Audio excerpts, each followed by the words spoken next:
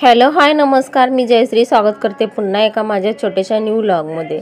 कसे आहेत तुम्ही? मस्त ना? मस्तच असायला हवेत। आजचा दिवस तुम्हाला अगदी आनंदात, ऐश्वर्यात आणि खूप छान असा सुख समृद्धीत जाओ। तर आजच्या व्हिडिओमध्ये मी पालकचा गरगटा दाखवलेला आहे। माझ्या पद्धतीने मी कसा करते ते तुम्हाला शेअर केलेला आहे।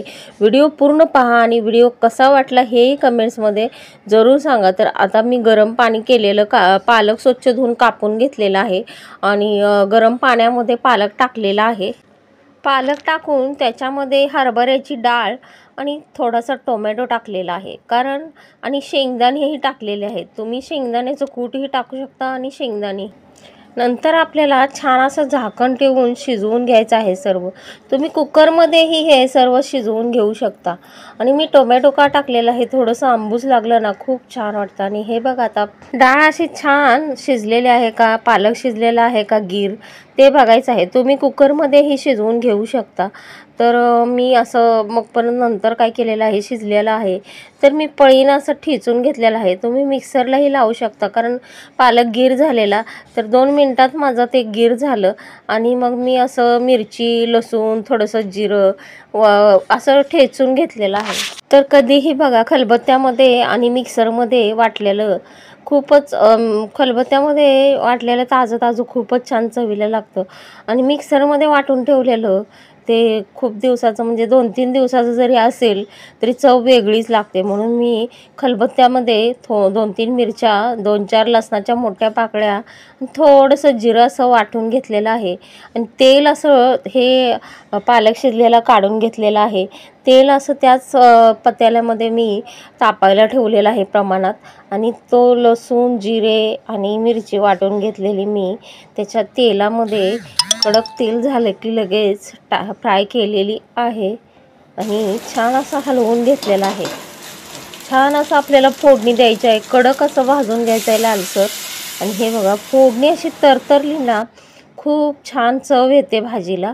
आणि पाणी तुम्हाला जेवढं पातळ घट्ट लागणार असेल ना तेवढंच तुम्ही पाणी कोमट करून नंतर थोडंसं घालू शकता। तर नमक प्रमाणानुसार घालायचं आहे। आणि हा बघा आपला साधा सोपा खूप छान लागणारा चवीला पालकचा गरगटा तयार झालेला आहे। आणि हे तुम्ही कोणत्याही पराठ्यास बरोबर खाऊ शकता, रोटी बरोबर खाऊ शकता। आणि इथे बघा, मिशोवरून मी मागवलेलं आहे कुबेरचं ते झाड असतं ना ते मागवलेलं आहे। ते म्हणतात की लावलं की खूप शुभ असतं, तर पैशा पाण्यासाठी चांगलं असतं, योग्य असतं।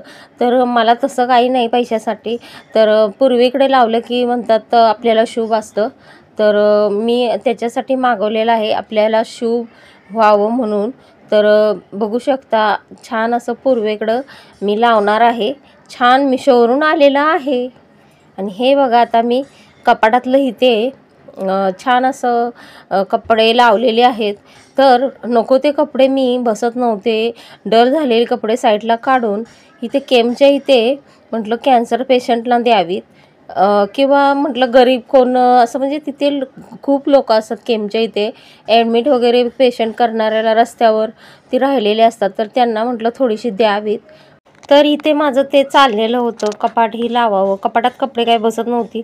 तर म्हटलं जी हवी नको ती कपडे काढून साईडला काढावीत आणि कपाट स्वच्छ लावून घ्यावं। तर बघू शकता, अशा पद्धतीनं मी काही ना काही दिवसाची करतच असते। तर दिवस कसा जातो हे मला कळतच नाही कामातून।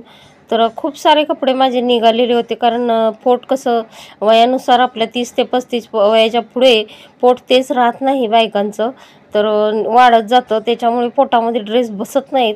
तर कुठं खूप साठलेले होते, तर थोडे नवीन नवीन होते ते ह्या 2-3 वर्षात तेच मी ठेवले। बाकीचे मॅक्स्या वगैरे पण, गाऊन पण काढलेत। आणि खूप सारे कपडे म्हटलं आता बघूया कधी टाईम भेटेल तेव्हा तिकडे जाऊन द्यावं। 10 ते 15 मिनटाच्या अंतरावरच आहे चालत गेलं तर। आणि म्हटलं तसं सगळं मी काढून घेऊन, मुलांचेही कपडे मी कमी केलेले आहेत कपाटातली।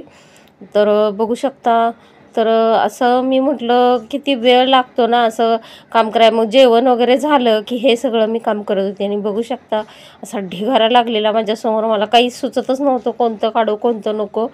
तरीही मी ते ती पिशवी भरून ठेवलेली आहे. आणि हे बघा, इथे मी संध्याकाळच्या टायमाला म्हटलं थोडंसं मार्केटमधून जाऊन यावं. तर कासवाची अंगठी म्हणतात की घातल्यावर हातामध्ये पैसा वगैरे तर असं काही नसतं, पण तरीही मी म्हटलं थोडंसं आपलं काहीतरी वेगळं म्हणून घेत होती. तर आपल्याला काय पैसा नको असतोय का? कोण म्हणतं पैशाचं झाड लावल्यावर पैसे येतात, असं काही नाही.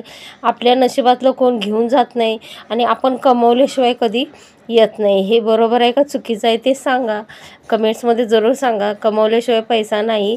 तर माझी भाची घेत होती म्हणून मी ही घेतलेली आहे कासवाची अंगठी. म्हटलं जाऊ दे, काय किती महाग नव्हती, 700-800पर्यंत होती. भरपूर डिझाईन्स होत्या, चॉईसही केल्या.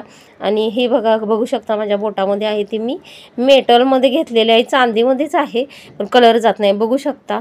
आणि आजच्या व्हिडिओला मी इथेच करत आहे आणि व्हिडिओ कसा वाटला हे कमेंट्समध्ये जरूर सांगा. आणि इथून पुढे व्हिडिओ पाहण्यासाठी चॅनलला सबस्क्राईब करून सबस्क्राईबच्या बाजूला बेल आयकॉन जरूर दाबा. श्री स्वामी समर्थ.